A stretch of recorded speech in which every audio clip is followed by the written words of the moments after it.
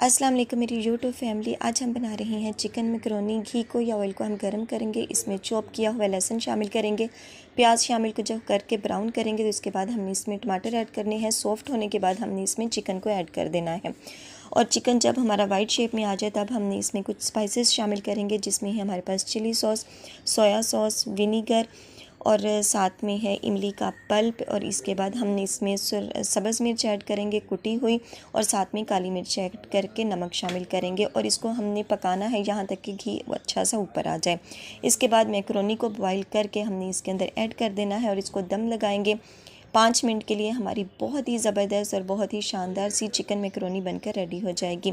तो बहुत ही ज़बरदस्त, बच्चों की इंतहाई फेवरेट, तो इसे ज़रूर ट्राई कीजिएगा।